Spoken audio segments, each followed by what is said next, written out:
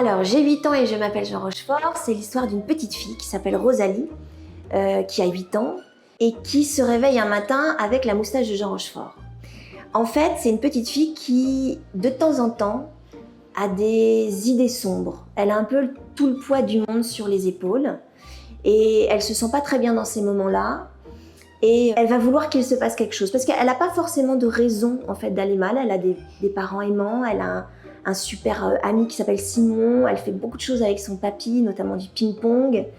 Et donc cet état arrive de temps en temps comme ça. Et elle en a marre d'avoir des idées noires. Et donc elle demande un soir à Dieu qu'il se passe quelque chose, parce qu'il faut vraiment qu'il se passe quelque chose. Et elle se réveille le lendemain matin avec la moustache de Jean Rochefort. Et elle est Jean Rochefort. Elle va s'habiller comme Jean Rochefort, elle va parler comme Jean Rochefort, et on va la suivre sur plusieurs jours comme ça, jusqu'à ce qu'elle aille mieux, parce qu'elle va aller mieux, mais je vous dis pas comment. Et c'est grâce au fait de ne plus être Rosalie, mais d'être Jean Rochefort. C'est drôle, surtout, il faut le dire. C'est un livre qui est drôle, en tout cas j'ai essayé de le faire ainsi. C'est drôle, absurde et poétique.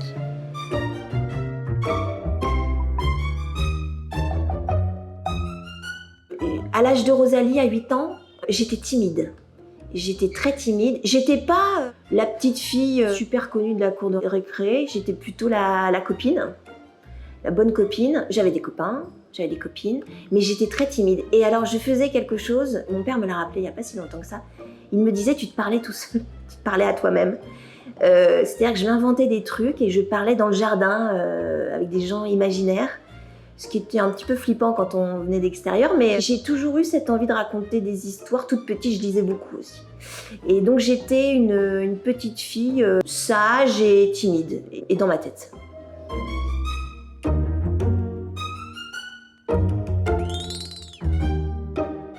Je suis d'abord le Jean Rochefort que je regardais petite le dimanche matin sur FR3. Il présentait une émission avec Winnie l'ourson.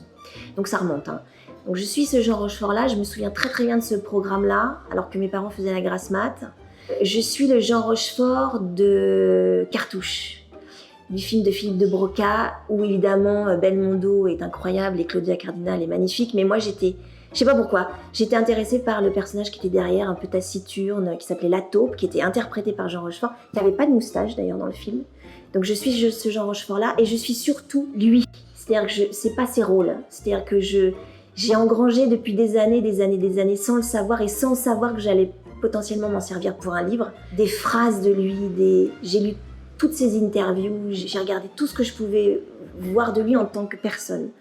Et il a une chose qui m'impressionne beaucoup, c'est que quand il parle, j'ai l'impression que les mots sont exactement à leur place. Et je l'aime pour ça. Je ne l'ai jamais rencontré, je l'ai croisé sur un parking, mais je n'ai pas osé l'aborder. Et je le regrette maintenant.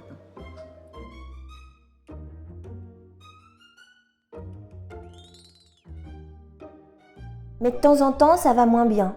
Je me renferme, comme dans une tour d'ivoire. La note du bel amour est souvent très lourde. Il faut payer cher pour être une rigolote. Quand on veut amuser les autres, on se doit d'être douloureux soi-même. Il faut forcément y lisser des plumes, sinon le public, il s'amuse pas. Moi, des fois, je laisse des plumages entiers, comme mes faisans dorés.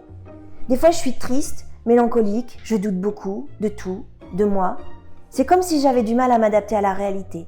Dans ce cas, je suis incapable de me concentrer sur des choses qui ne m'intéressent pas. Incapable de mémoriser des choses qui ne font pas partie de l'ailleurs. Comme quand ma mère me dit « Rosalie, tu as encore oublié d'aller chercher le pain ». Je suis hantée en permanence par des angoisses et des fantômes d'un réalisme insoutenable. J'ai toujours douté de mes capacités, depuis toute petite. Même si je suis encore petite. À ma naissance, mon premier cri fut assurément un cri d'horreur. Dans le fond, je crois que je suis assez compétente dans la dépression. La seule joie de mes journées, c'est quand je trouve l'endroit pour potentiellement me tuer. J'ai également un goût prononcé pour l'autodestruction, ce qui me procure une jouissance phénoménale.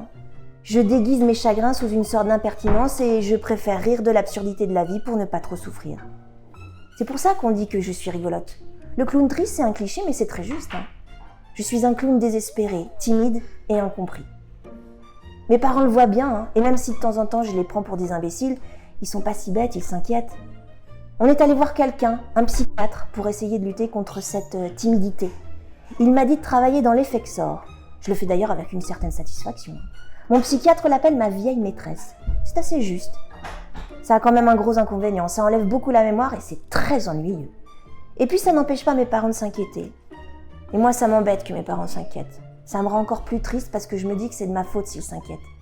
Je me sens comme une mauvaise fille. Et dans ces moments-là, j'ai un goût prononcé pour le marasme. Je suis là, j'attends que les nuages noirs passent, j'attends que ça passe, j'attends que quelque chose se passe. Un jour, j'en ai eu tellement marre que je me suis même adressée à Dieu alors que d'habitude, mon rapport au spirituel est une envie de rire phénoménale. Je lui ai dit « Nom de Dieu de bordel de merde, tu vas faire quand même quelque chose, oui ?» C'était certes complètement dérisoire, mais je me suis lavé les dents et je me suis couchée quand même contente. Le lendemain matin, je me suis levée, je devais aller à l'école.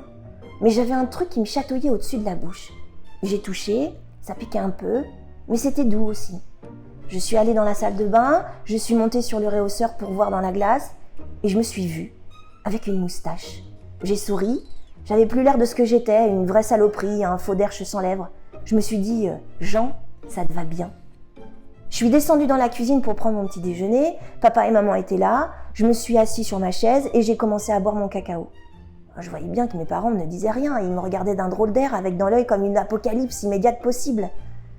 J'ai dit « Qu'est-ce qu'il y a ?» Maman a dit « Rosalie ?» J'ai dit « Non, Jean !»« Quoi Jean ? Je m'appelle Jean, Jean Rochefort. » « Et comment ça tu t'appelles Jean Rochefort ? Parce que c'est comme ça. » Papa et maman se sont regardés, maman a dit « Et depuis quand tu t'appelles Jean Rochefort ?»« Depuis ce matin. Vois-tu maman, quand le bateau de la vie est déjà loin sur la mer, le capitaine doit savoir faire le point dans la tempête. J'ai fait le point, avec Dieu. Je lui ai demandé hier soir qu'il se passe quelque chose, et ce matin, je m'appelle Jean Rochefort. » D'accord, mais cette moustache, c'est ma moustache. Et pourquoi tu portes la moustache ? Parce que sans moustache, j'ai l'impression de ne plus avoir de slip. Je ne pouvais pas être plus claire. Mon père mâchait lentement sa tartine de confiture, il regarda ma mère, il continua à mâcher sa tartine de confiture et il dit d'un air entendu « La moustache arrangera tout ».